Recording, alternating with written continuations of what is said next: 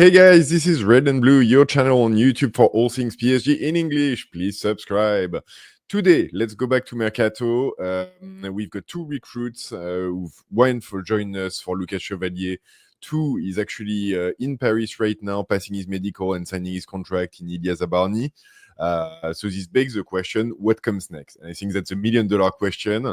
And everyone, including myself, is wondering, are there going to be more recruits? Are we going to get some other new shiny new toys?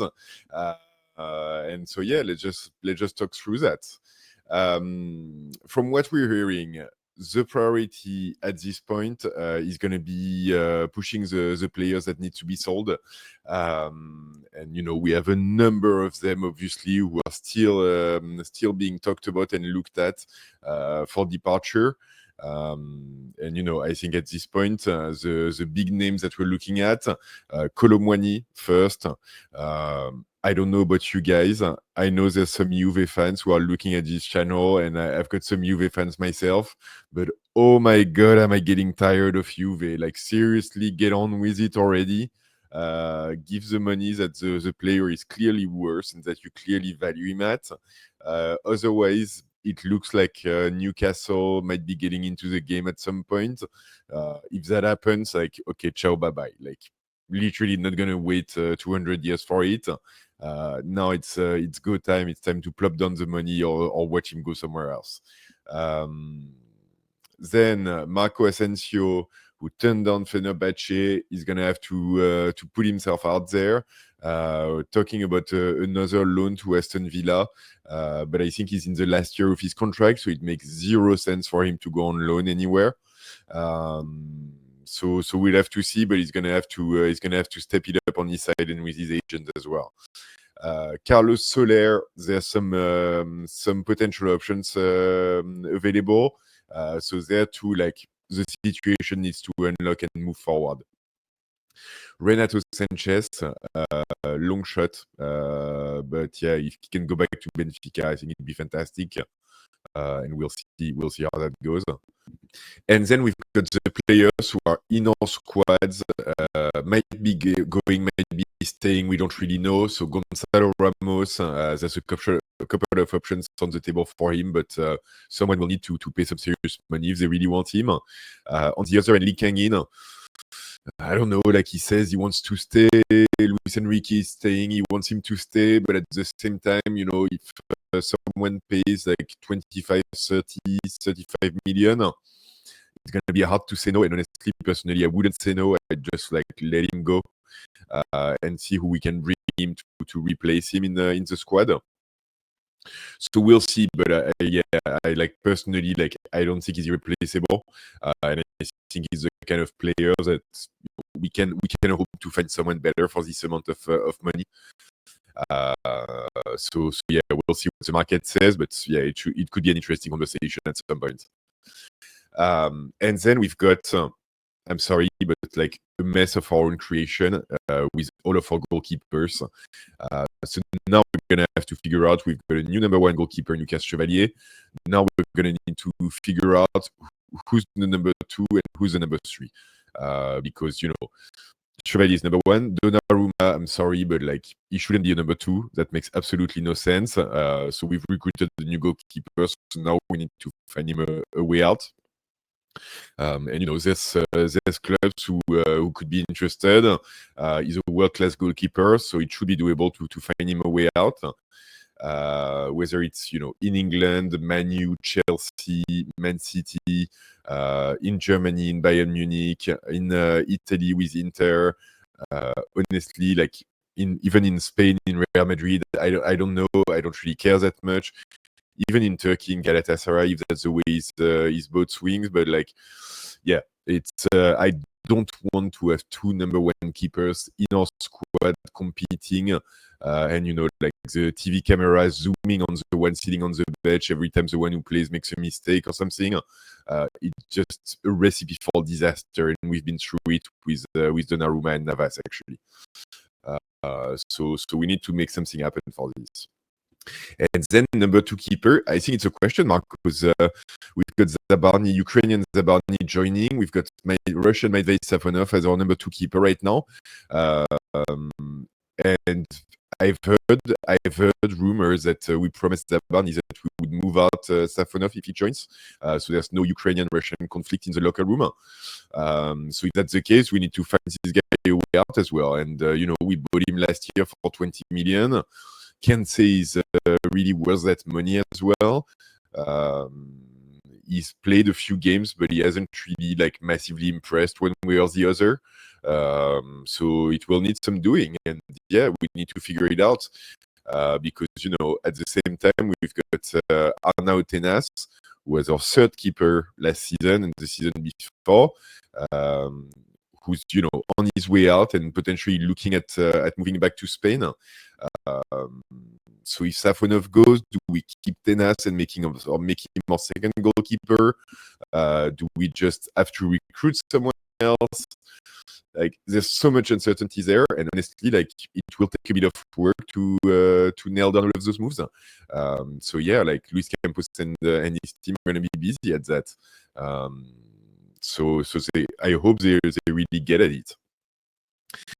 And then in terms of people on the way in, honestly, personally, a big part of it depends on the players that are going to be moving out.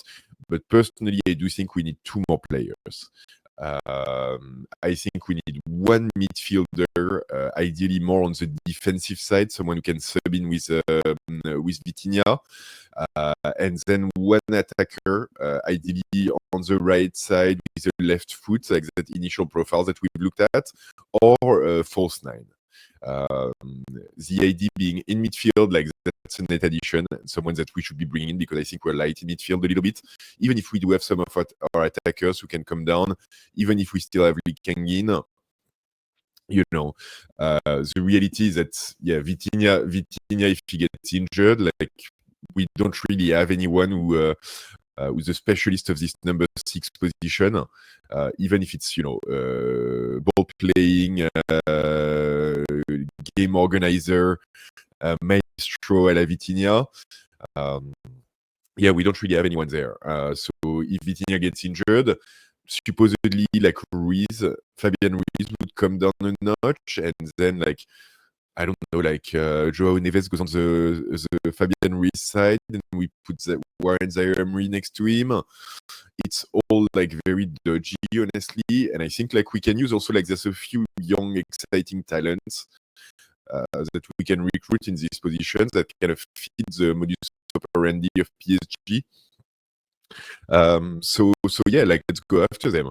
Right now, the ones that had been talked about, and there's a lot of discussions among PSG fans.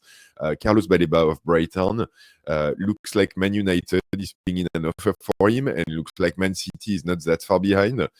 And honestly, I don't know about you guys, but I heard Man United putting in an offer for Baleba, and my first reaction is okay, the player is not that good.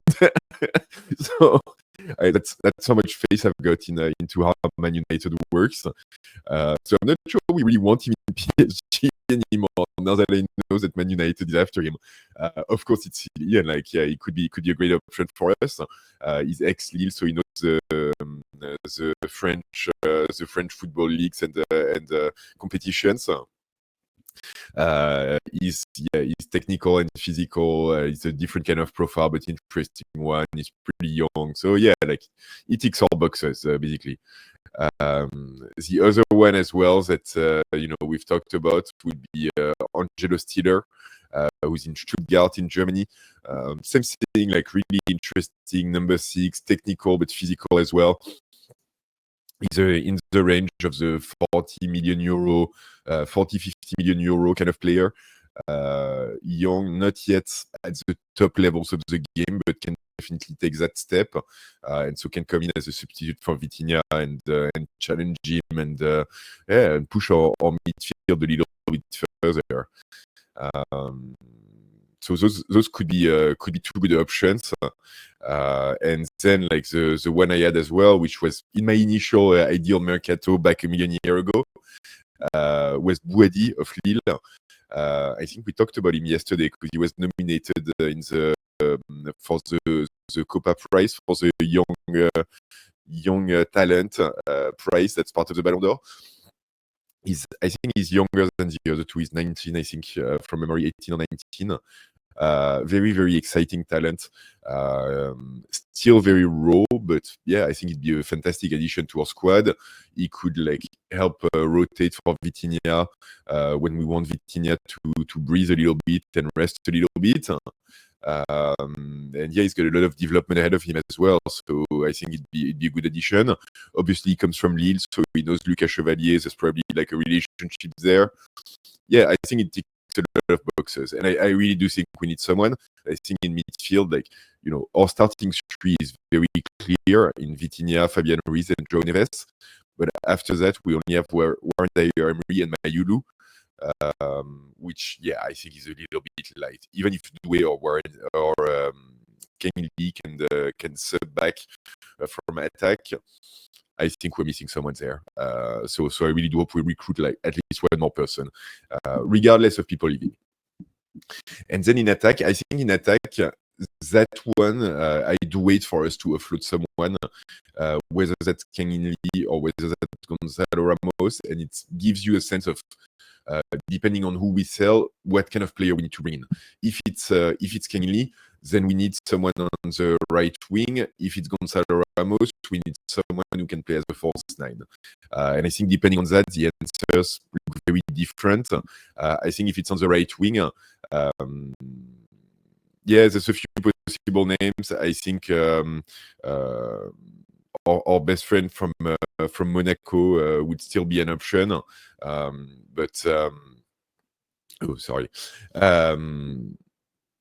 He would still be an option, but he's still very expensive, and I don't think I'm of two minds on this one because obviously he looks great and interesting and everything, but at the same time, Akliouche,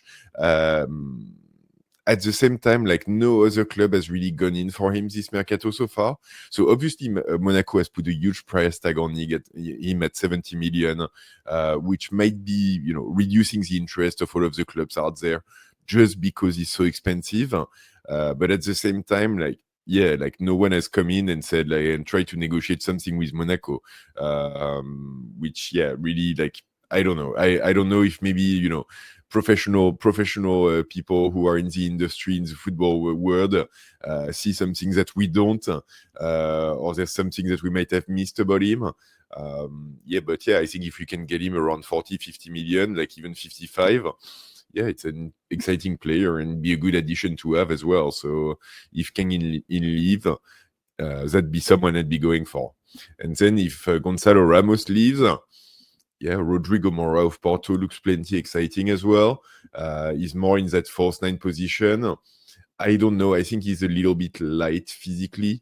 I think we're probably better off leaving him in Portugal for one more year, so he can grow up a little bit, toughen up a little bit, and play a little bit more before bringing him on.